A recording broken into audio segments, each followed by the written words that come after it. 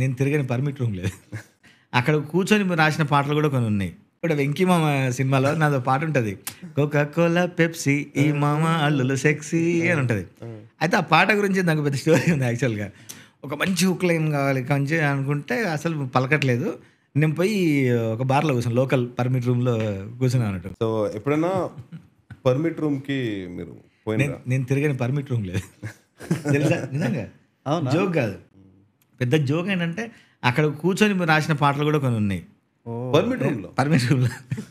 నేను అంటే starting of the career. Starting కాదు, మొన్న కూడా 'వెంకీ మామ' సినిమాలో నాదో పాట ఉంటది. కోకా కోలా, పెప్సీ ఈ మామ అల్లులు సెక్సీ అని ఉంటది. అయితే ఆ పాట గురించి నాకు పెద్ద స్టోరీ ఉంది యాక్చువల్‌గా. హుక్ లైన్లు ఎన్ని తడుతున్నా కూడా ఎన్ని ఓకే అవుతలేవు మాకు. బాబీ అన్న డైరెక్టర్, దానికి తమన్ గారు మ్యూజిక్. ఒక మంచి హుక్ లైన్ కావాలి కంచి అనుకుంటే అసలు పలకట్లేదు. నేను పోయి ఒక బార్‌లో కూర్చున్నా. లోకల్ పర్మిట్ రూమ్‌లో కూర్చున్నా అన్నట్టు. కూర్చుంటే నా పక్కన ఒక క్యాండిడేట్ పెద్ద చైనా ఫోన్లో ఫుల్ సౌండ్లో బాలయ్య బాబు పాట పెట్టిండు. పైసా వసూల్ టింక్ టింక్ టింక్ అని.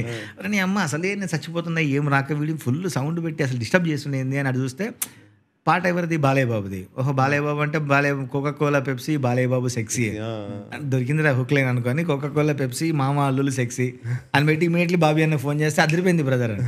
అవి అట్లా అక్కడ కూడా పుడతాయి ఒక్కోసారి పాటలు.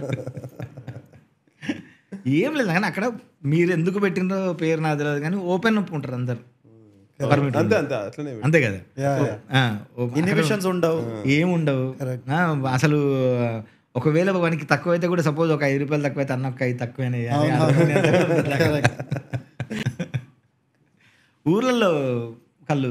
మొన్న కూడా మేము బలగం ప్రమోషన్స్కి పోయినప్పుడు అక్కడ మహబాద్ పోయినప్పుడు అక్కడ లోకల్ ఆ కళ్ళు పెట్టుకుని అదే మేము రీల్ కూడా చాలా ఫేమస్ అయింది. మరి వేనన్నా పెడితే అది కూడా ట్రై చేసినాం.